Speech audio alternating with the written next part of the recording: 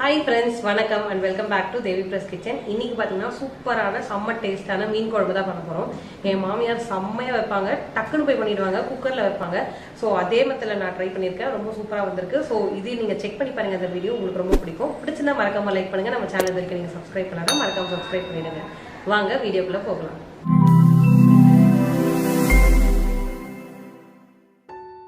ரெண்டு வெங்காயம் பொடி பொடியா கட் பண்ணி எடுத்து வச்சிருக்கேன்.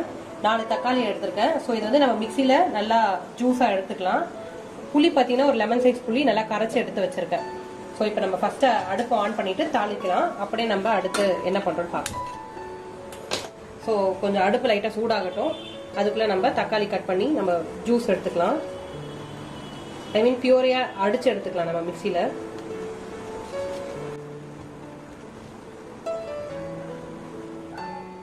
நல்லெண்ணெயில இருந்தா தாளிக்க போறேன். ஸோ நல்லெண்ணெய் கொஞ்சம் சேர்த்துக்கலாம். கூடவே கொஞ்சம் கடலை எண்ணெயும் சேர்த்துக்கிறேன். எண்ணெய் பார்த்தீங்கன்னா சூடாயிடுச்சு. இப்போ கடுகு சேர்த்துக்கலாம். கடுகு பொரியட்டும். கூடவே கொஞ்சமா சீரகம் சேர்த்துக்கிறேன்.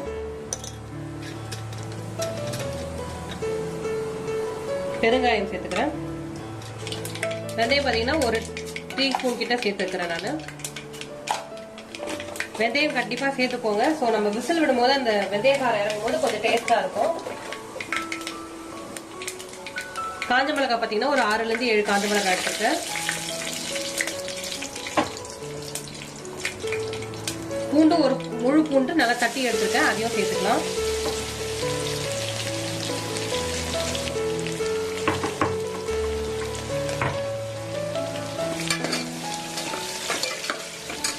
ரெண்டு வெங்காயம் குட்டி குட்டியா சாப் பண்ணி எடுத்து வச்சிருக்கேன், அதையும் சேர்த்துட்டு நல்லா கோல்டன் ப்ரௌன் கலர் வர அளவுக்கு ஃப்ரை பண்ணி எடுத்துக்கலாம்.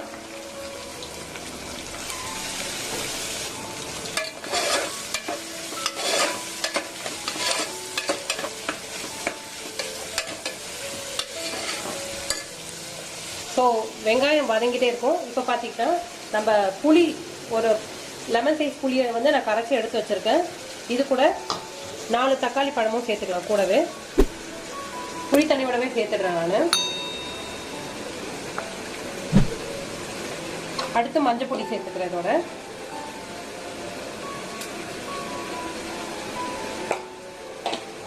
அடுத்து மிளகா பொடி காரத்துக்கு தேவையான அளவுக்கு சேர்த்துக்கோங்க. சப்போஸ் நீங்க காரம் போட்டு பத்தலைன்னா விசில்லாம் விட்டு அதுக்கப்புறம் நம்ம போட்டிருக்க காஞ்ச மிளகா மிக்சியில் அரைச்சு கூட சேர்த்துக்கலாம். சப்போஸ் காரம் பத்தலைன்னா இப்போ இதெல்லாமே கம்ப்ளீட்டாக மிக்ஸ் பண்ணி எடுத்துக்கலாம். வெங்காயம் மட்டும் நல்லா வதக்கிட்டா போதும். அதுக்கப்புறம் இதை நம்ம சேர்த்துட்டு விசில் போட்டுருவோம். ஒரு 4 to 5 விசில் வரைக்கும் நீங்கள் விட்டு எடுத்துக்கோங்க. நல்லா சூப்பராக இருக்கும். குழம்புக்கு தேவையான அளவுக்கு உப்பு சேர்த்துக்கிற கல் உப்பு. வெங்காயம் மட்டும் இன்னும் கொஞ்சம் நல்லா ரோஸ்ட் ஆகட்டும். அதுக்கப்புறம் நம்ம எடுத்து வச்சிருக்க புளி, தக்காளி, மிளகா பொடி, மஞ்சள் பொடி தண்ணி எல்லாமே இதில் சேர்த்து நம்ம ஒரு 4 to 5 விசில் விட்டு எடுத்துருவோம். வெங்காயம் பார்த்தீங்கன்னா இந்த அளவு வதங்கினா போதும். இப்போ நம்ம எடுத்து வச்சிருக்க இந்த புளி தண்ணியை இதோட சேர்த்துடலாம்.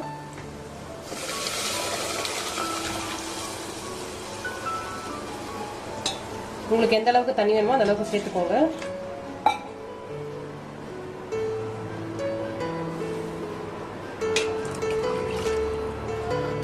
இது நல்லா ஒரு கொதி வரட்டும். ஒரு கொதி வந்ததும் நம்ம குக்கர் லிட் போட்டுட்டு ஒரு 4 to 5 விசில் விட்டு எடுத்துருவோம். இப்போ பார்த்தீங்கன்னா நல்லா கொதிச்சுட்டு இருக்கு. ஸோ சிம்மில் வச்சுட்டு 4 to 5 விசில் நம்ம விட்டு எடுத்துட்டோம்னா சூப்பராக மீன் குழம்பு ரெடி ஆகிட்டோம். இது ஒரு 4 to 5 விசில் வரட்டும். அதுக்கப்புறம் நம்ம மீன் நல்லா வாஷ் பண்ணிட்டு இதோட சேர்த்து ஒரு 5 நிமிஷம் கொதிக்க வச்சு ஆஃப் பண்ணிட்டோம்னா சூப்பராக கமகமான மீன் குழம்பு ரெடி ஆகிடும். ஸோ 4 to 5 விசில் வரட்டும். நான் சிம்மில் தான் வச்சுருக்கேன். இப்போ பார்த்தீங்கன்னா ப்ரெஷர் ரிலீஸ் ஆகிடுச்சு. ஸோ மீன் குழம்பு இப்படி தான் இருக்குது. இப்போ இதை நம்ம மீன் ஆட் பண்ணிடலாம். நான் பார்த்தீங்கன்னா மீன் வாஷ் பண்ணி எடுத்து வச்சிருக்கேன். ஸோ இது எல்லாமே சேர்த்துடலாம். அப்படியே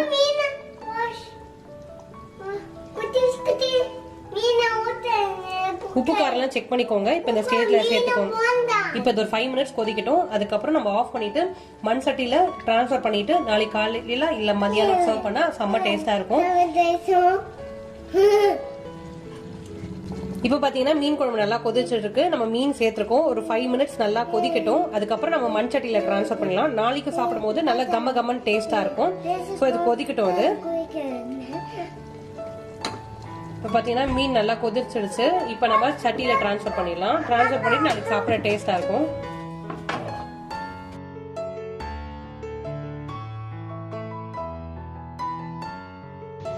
மித்து வந்துட்டு நான் பேச அவனும் கிண்டல் பண்ணிட்டு இருந்தான், பேசிட்டு இருந்தான்.